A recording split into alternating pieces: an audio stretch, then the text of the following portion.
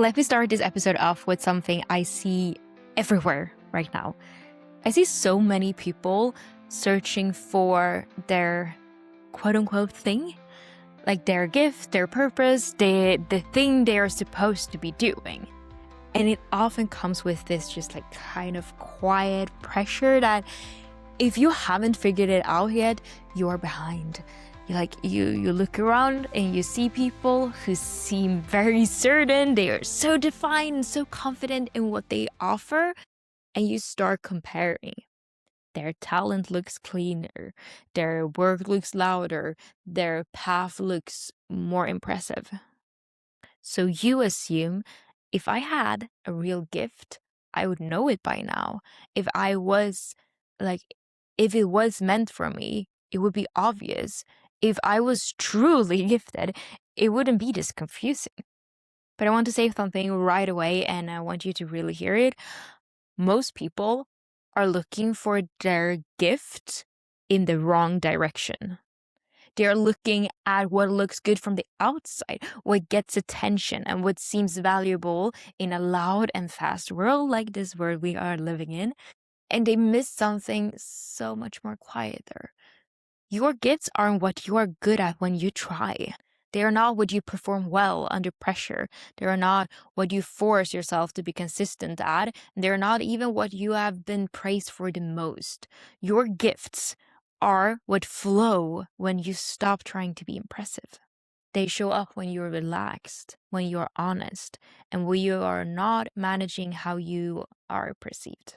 Oftentimes, they feel so natural that you overlook them. And that is the paradox. The thing that you are gifted at rarely announces itself as special. It feels normal to you. It feels obvious, so you discount it. So I want to take this episode to help you shift how you have been taught to look at this. Not by telling you what your gift is. I have no idea what your gift is, but I can help you recognize where it has already been expressing itself. Because your gifts, they aren't something that you need to decide. They're something you begin to remember once you stop trying to become someone else. One of the biggest reasons people struggle to see what they're gifted at is actually very simple. It is too familiar. What comes naturally to you rarely feels like a gift. It just feels like you. So you don't flag it as special and you don't highlight it. You don't build an identity around it. You assume that everyone experiences the world in this way. And because it doesn't cost you the same effort it costs others, you just dismiss it. Or maybe you even think things like, oh no, that's not so special, like everyone can do this. That doesn't really count. But what is actually happening is that we have been taught explicitly and implicitly that value comes from struggle. That if something didn't take discipline, pain, or proving, it must not be real. So we look for our gifts in what drained us, not in what sustained us. We look at what required effort, not at what organized us from the inside. And because of that, we miss the most important clue. Your gift often didn't feel hard enough to earn. It didn't announce itself with effort or exhaustion. It showed up as something you just do. Something you naturally notice, something you naturally hold, something you naturally bring into space without trying. And because it never felt earned through struggle, you didn't claim it. So instead, you kept looking elsewhere for something more impressive, more defined, and more validating. But the truth is that you don't recognize your gift because it never felt hard enough to earn. Once you really let that land, a lot of self-doubt starts to soften because it explains why you have been looking past it. Not because you lack gifts, but because you have been measuring them by the wrong standard. And when you change the standard, you start to see what's been there all along. And this is where I want to shift how you have been taught to think about gifts, because your gifts aren't just skills. They're not just things that you are good at. They are states. There are moments in your life when Your nervous system does something very specific. It settles, it focuses, and it organizes. And not because you are forcing it to, but because you are in the right orientation. And this is something that your body starts to notice long before that your mind can claim it. And that is why so many people miss their gifts. They're waiting for certainty in thought when the evidence is already happening in sensation. And just think about moments where time disappears. And not because you're dissociated, but when time disappears because you're really engaged in something, like you look up and whoa, hours have passed and you're not depleted. You're so clear and you've just been in it. Or moments where your breath deepens without trying to. Like your shoulders just drop, your jaw softens, and your system just arranges itself because you're not pushing, you're not performing, and you are not managing yourself. You actually feel more like yourself, which is not a coincidence. That is coherence. And coherence is one of the clearest nervous system signals that you are in alignment with a gift. Because when you are expressing something that is true to you, your body doesn't have to work as hard to keep you regulated because it knows how to be there. This is why chasing gifts through effort rarely works. Effort can build competence, but it cannot fake coherence. Coherence cannot be faked. Your nervous system, always tells the truth. So instead of asking, what am I good at? What should I be doing? What do others expect from me? There is a quieter, much more accurate question underneath it all.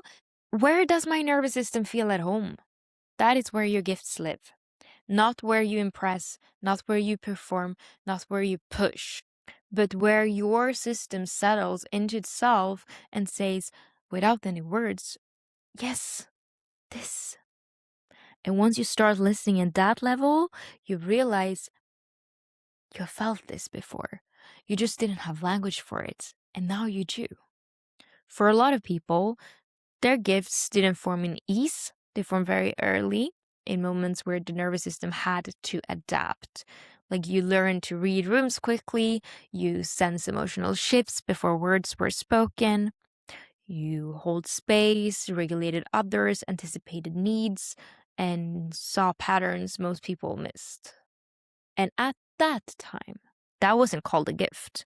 It was just what you did to stay connected and to stay safe and to belong. So those capacities became associated with survival. They weren't celebrated, they weren't named, and they were often invincible, or worse, they were even dismissed. You were too sensitive, too intense, too observant, too much. So you learned to aim those abilities outward. You used them for others. You refined them to keep peace. You made sure everyone else felt okay. Even so, you forgot to ask how they felt in you. And over time, you stopped seeing these capacities as gifts. They just felt like coping. So, some of your gifts, they were built to survive and not to be celebrated.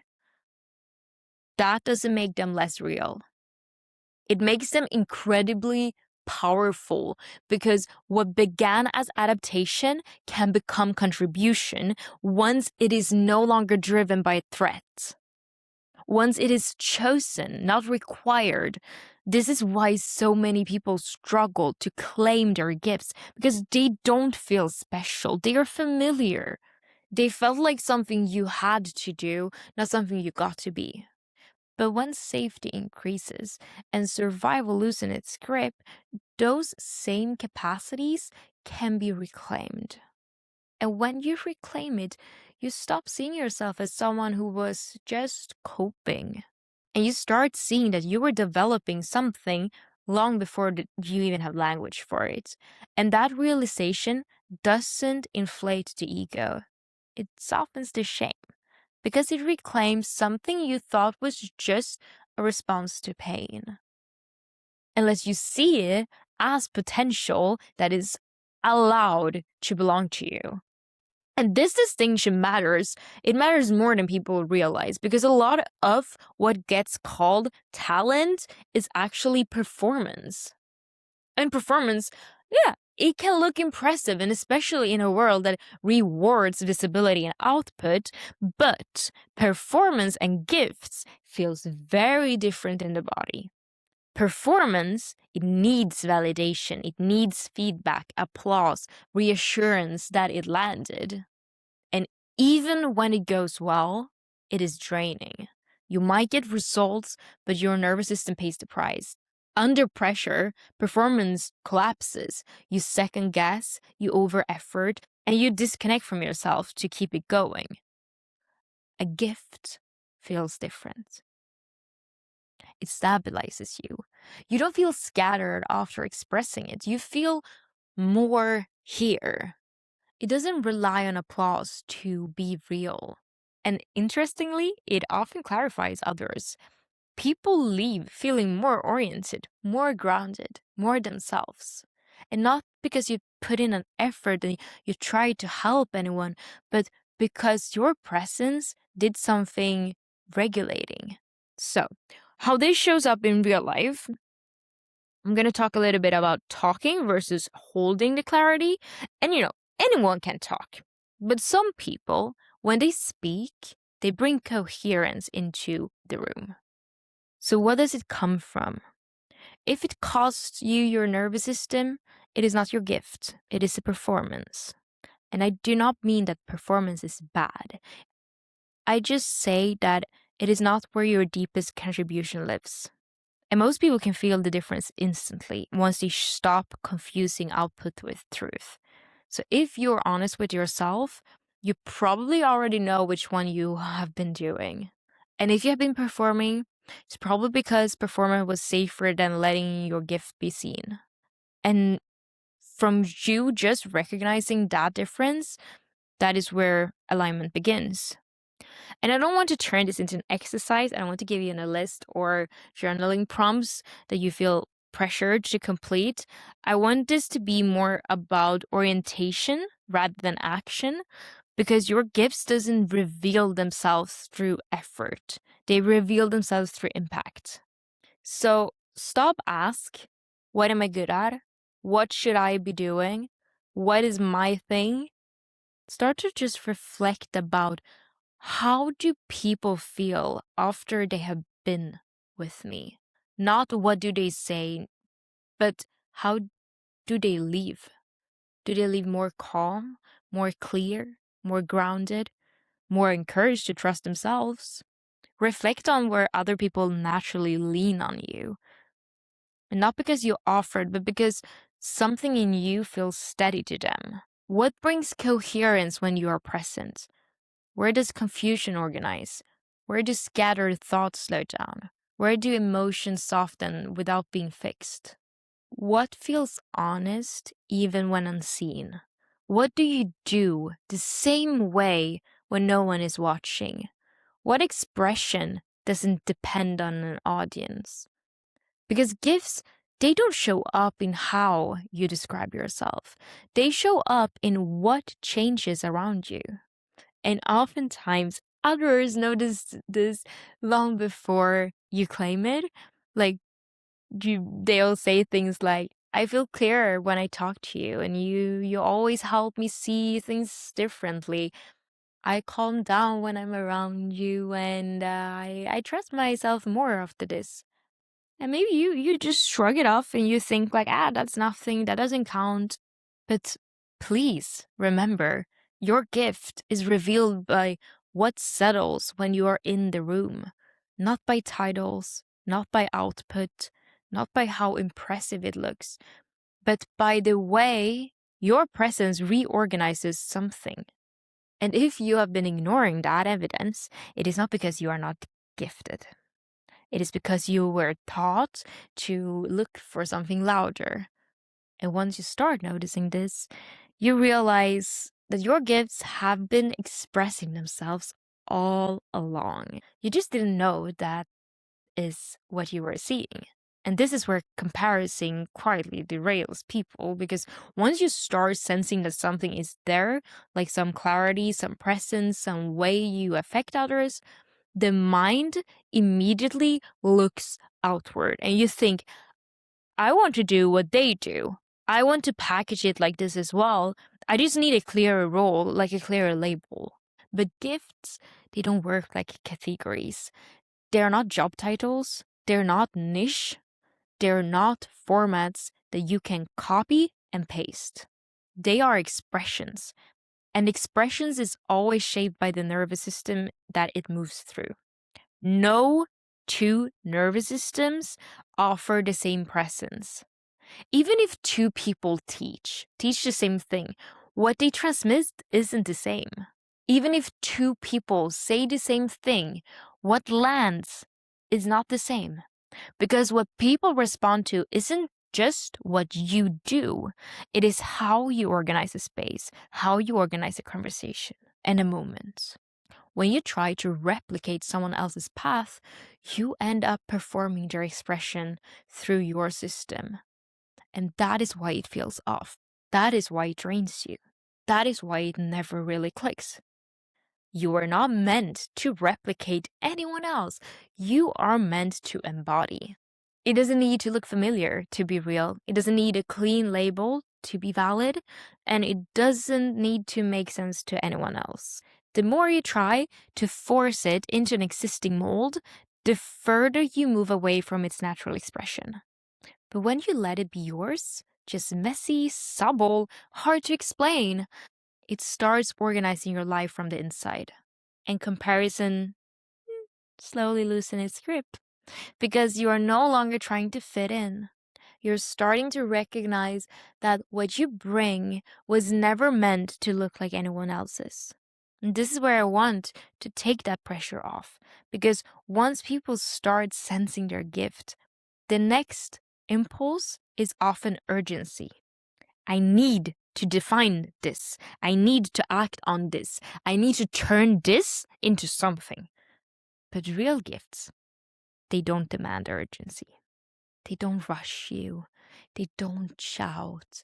They don't panic if you don't move fast enough.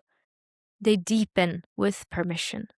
Permission to exist without being optimized.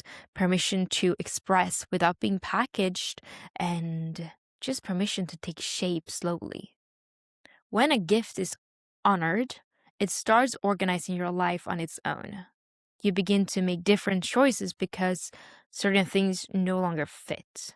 Your energy will move toward environments where it is welcome, and your time, it rearranges itself around what feels coherent, and your decisions become simpler, not louder. And often, there is a phase where it is still forming, where it doesn't have a clear name yet, where you can feel it, but you can't explain it. And that is absolutely not a problem. That is incubation. It is okay if it is still becoming. It is okay if it doesn't make sense yet. And it is okay if no one else sees it clearly. You don't build a life around your gift. Your gift is the one that slowly reorganizes your life from the inside out. Without force, without urgency, without abandoning yourself to get there. And when you let it lead in this way, you don't feel behind. You feel aligned.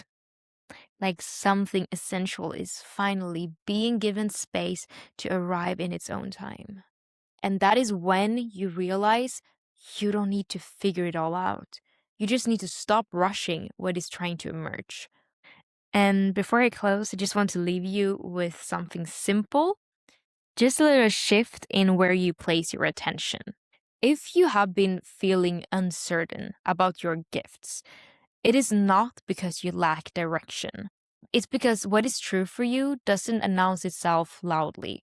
What is real rarely needs urgency. What is essential doesn't require any force. You're not late to anything, and you don't need to become more skilled or more defined or more impressive to be on track. Much of what you are here to offer is already happening, and It is happening in the moments where you stop trying and you simply just let yourself be. So instead of asking yourself what you should do next, you might just sit with this question. You don't have to answer it right now. Where in my life does effort soften and something honest takes over? Thank you so much for staying and for listening. And until next time, stay aligned, stay curious, and most important of all, stay true to yourself.